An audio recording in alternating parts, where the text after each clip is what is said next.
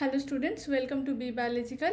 আমি অদিতি ম্যাম। আজকে যে টপিক নিয়ে তোমাদের সাথে আলোচনা করব সেটা হচ্ছে তোমাদের মাধ্যমিক পরীক্ষা হয়ে গেছে। এবারে তোমরা ভর্তি হবে 11-12-এ। তোমরা ডিসাইড করে নিয়েছো যে তোমরা এখন সায়েন্স নিয়ে পড়বে। সায়েন্স নিয়ে যদি পড়ো তাহলে তোমরা ইংলিশে পড়বে নাকি বাংলায় পড়বে। 11-12-এ ইংলিশে পড়ার সুবিধা অনেক আছে। প্রথম যে সুবিধা সেটা হচ্ছে যখন তোমরা 11-12-এর পরে সায়েন্স নিয়ে পড়বে, অর্থাৎ হায়ার এডুকেশন করবে, সেটা তোমরা বিভিন্ন কলেজ ইউনিভার্সিটি হোক, সায়েন্স কিন্তু কখনোই তোমরা বাংলায় পড়তে পারবে না, তোমাদেরকে পড়তে হবে ইংলিশেই। তাই 11-12 থেকে যদি ইংলিশে পড়ো তাহলে তোমাদের কলেজে গিয়ে অসুবিধার সম্মুখীন হতে হবে না।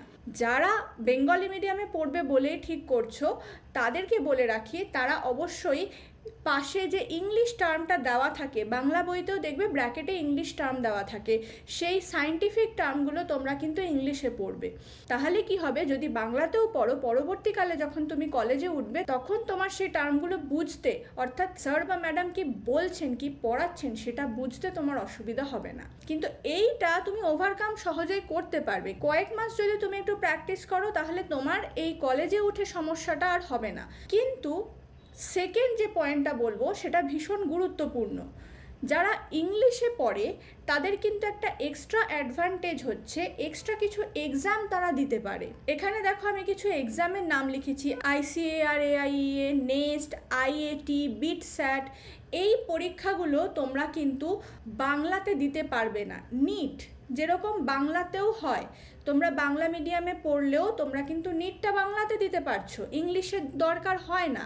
কিন্তু এই ধরনের কিছু পরীক্ষা হয় যেগুলো ন্যাশনাল লেভেলের হয়, যেখানে হিন্দি আর ইংলিশ অপশান থাকে। তাই জন্য কি হয়, বেঙ্গলি মিডিয়ামের স্টুডেন্টরা ট্যালেন্ট থাকলেও, তাদের নলেজ থাকলেও তারা এই পরীক্ষাগুলোতে বসতে পারে না, কারণ তারা তো ইংলিশে 11-12টা পড়েনি। তাই কোয়েশ্চেনটা যখন ইংলিশে আসছে তারা টার্মগুলো বুঝতে পারছে না, তার ফলে কি হচ্ছে, তাদের স্কোরটাও কমে যায়। ম্যাক্সিমাম ক্ষেত্রে দেখা যায় তারা ভয়েই পরীক্ষাটাতে বসে না। এটা যাতে তোমাদের না হয় আর বাংলা মাধ্যমের স্টুডেন্টরাও যাতে ন্যাশনাল লেভেলে এগিয়ে থাকে, সায়েন্স নিয়ে পড়ে বিভিন্ন ক্ষেত্রে নিজেদের নাম উজ্জ্বল করতে পারে, তাই জন্য আমার মতে সায়েন্সটা ইংলিশে পড়াটা তোমাদের খুব জরুরি।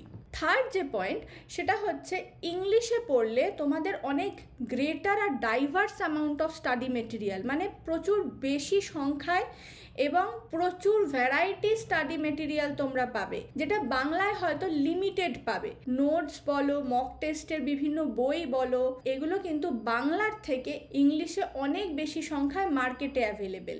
এটা তো গেল ইংলিশের সুবিধা, যেটা কিন্তু অনেক। নিজের ক্যারিয়ারে আগে এগিয়ে থাকার জন্য এই সুবিধাগুলোই কিন্তু ভীষণ দরকারি। নেক্সট যেটা বলবো যে ইংলিশে পড়লে তোমার অসুবিধা কি হতে পারে।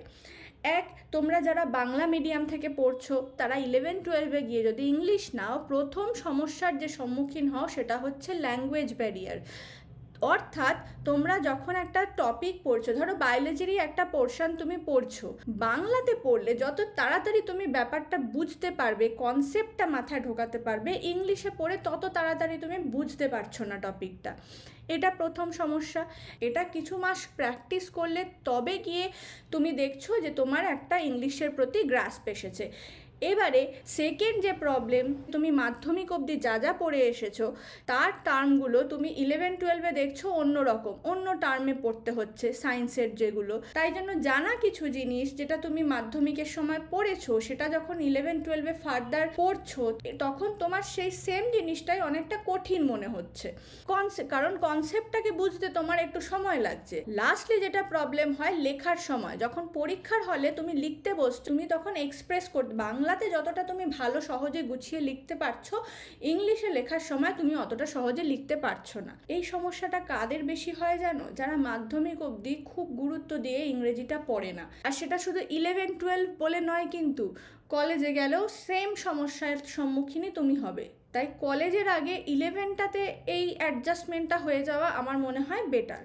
এবার যেটা বলবো সেটা হচ্ছে এই যে অসুবিধা সেগুলো তুমি দূর করবে কি করে। সব প্রবলেমের কিন্তু সলিউশন হয়। ফার্স্ট, যখনই তুমি এইচএসের বই কিনবে তুমি ইংলিশ বাংলা দুটোরই কিনবে। যদি কিনতে না পারো তাহলে দেখো এনসিইআরটির বই কিন্তু অনলাইনেও অ্যাভেলেবেল। তুমি যদি ইংলিশের বইটা কেনো তাহলে বাংলার অ্যাটলিস্ট পিডিএফ ডাউনলোড করে রাখবে, যাতে তুমি তোমার স্ক্রিনে, ল্যাপটপ হোক মোবাইল হোক, সেখানে তুমি চ্যাপ্টারটা খুলে যেখানে অসুবিধা হচ্ছে সেই জায়গাটা তুমি পড়তে পারো। তো দুটো বই পাশাপাশি রাখাটা খুব দরকার। প্রথম পড়াটা তুমি ইংলিশ বইটা থেকে পড়বে, দেখবে তুমি কতটা বুঝতে পারছো। যদি অসুবিধা হয়, অসুবিধা হবেই, প্রথম প্রচুর অসুবিধা হবে, তখন তোমার করণীয় হচ্ছে বাংলা যে বইটা সেটা খুলে ওই টপিকটা একবার বাংলায় ভালো করে পড়ে বুঝে নাও, তারপর আবার তুমি ইংলিশের বইটা পড়ো। তাহলে দেখবে এইভাবে কম্পেয়ার করে পড়তে পড়তে একটা সময় তোমার আর বাংলা বইটার দরকার পড়ছে না, কারণ তুমি মোটামুটি ওয়াকিবহাল প্রত্যেকটা টার্মিনোলজির সাথে। কারণ স্কুলেও তুমি পড়ছো, টিচারের কাছেও তুমি পড়ছো, সেখানে তোমাকে টিচার বা স্কুলের টিচার তোমাকে ইংলিশে বলছে। এইভাবে কয়েক মাস প্র্যাকটিস করার পরে দেখবে তোমার আর বাংলা বইটা দেখার দরকারই পড়ছে না, তুমি ইংলিশটা পড়েই খুব ভালো করেই কনসেপ্টটা বুঝে যেতে পারছো। নেক্সট যে কথা বলবো সেটা হচ্ছে, ইংলিশে যদি পড়ো তাহলে তোমাদের রিভিশনের টাইমটা একটু ইনক্রিজ করতে হবে, যাতে তুমি ভুলে না যাও, কারণ এগুলো সব তোমার কাছে নতুন, প্রত্যেকটা সায়েন্টিফিক টার্মিনোলজি তোমার কাছে নতুন। তোমার কিন্তু ভুলে যাওয়ার চান্সেস বাংলায় যে পড়ছে তার থেকে অনেক বেশি।